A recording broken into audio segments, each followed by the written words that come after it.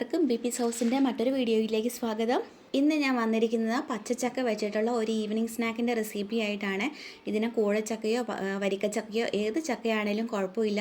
നമ്മൾ പുഴുങ്ങാനെടുക്കണ ആ ഒരു പരുവത്തിലുള്ള ചക്കയുണ്ടല്ലോ, നല്ലപോലെ മൂത്ത് കഴിയുമ്പോൾ ആ പരുവത്തിലുള്ള ചക്ക വേണമെന്നേ ഉള്ളേ.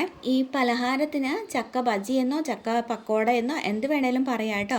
അപ്പം നമുക്ക് ഇതെങ്ങനെ ഉണ്ടാക്കണമെന്ന് നോക്കാം. അപ്പം ഞാൻ കുറച്ച് പച്ചച്ചക്ക എടുത്ത് അരിഞ്ഞ് വെച്ചിട്ടുണ്ട്. ഇത് കണ്ടോ, ഇപ്പോൾ ഇങ്ങനെ വിടർന്നിരിക്കുന്നത് കണ്ടില്ലേ?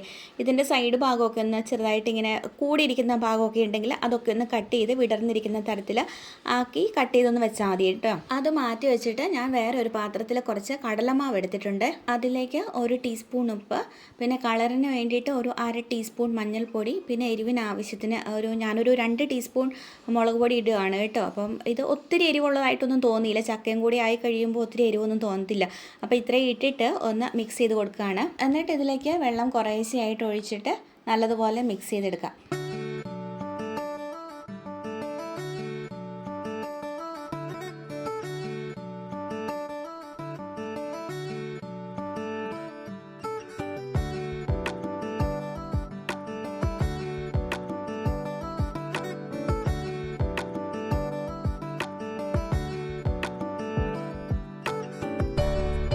ഇപ്പം മാവ് റെഡിയാക്കി എടുത്തിട്ടുണ്ട്.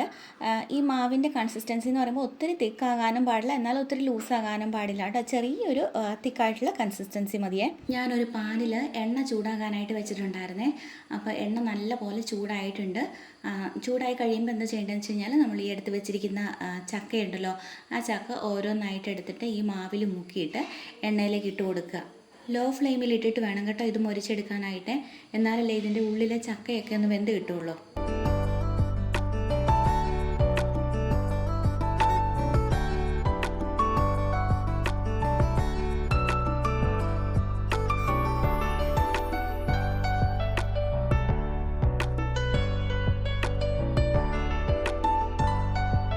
ഒരു സൈഡ് മൊരിഞ്ഞ് കഴിയുമ്പോൾ ഒന്ന് മറിച്ചിട്ട് കൊടുക്കണം കേട്ടോ.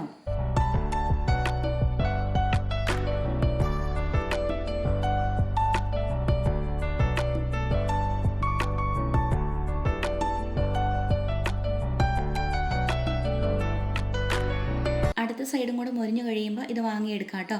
അപ്പോൾ ഇത് വാങ്ങിയെടുക്കുന്നതിനനുസരിച്ച് ബാക്കിയിരിക്കുന്ന ചക്ക കൂടി മാവിൽ മുക്കിയിട്ട് ഇതുപോലെ തന്നെ പൊരിച്ചെടുക്കാം.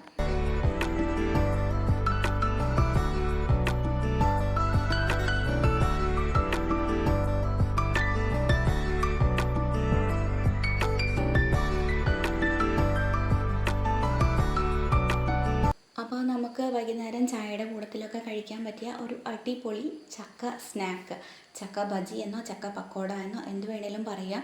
എളുപ്പത്തിൽ ഉണ്ടാക്കിയെടുക്കാൻ പറ്റിയ നല്ല ടേസ്റ്റുള്ളൊരു സ്നാക്കാണിത്. സോസ് കൂട്ടി കഴിക്കാൻ ഇത് നല്ല രുചിയാണ് കേട്ടോ. നമ്മൾ സാധാരണ ബാക്കി ഈ പക്കോടയൊക്കെ സോസ് കൂട്ടി കഴിക്കുമല്ലോ, ടൊമാറ്റോ സോസ് കൂട്ടിയിട്ട്. അപ്പോൾ അതുപോലെ കഴിക്കാൻ ഇതിന് നല്ല രുചിയാണ്. അപ്പോൾ എല്ലാവരും, ചക്കയുടെ സീസൺ അല്ലേ ഇപ്പോൾ, അപ്പോൾ എല്ലാവരും ഇതുപോലെ ട്രൈ ചെയ്യുക. അഭിപ്രായങ്ങളൊക്കെ കമൻറ്റ് ബോക്സിൽ ഇട്ടേക്കണേ.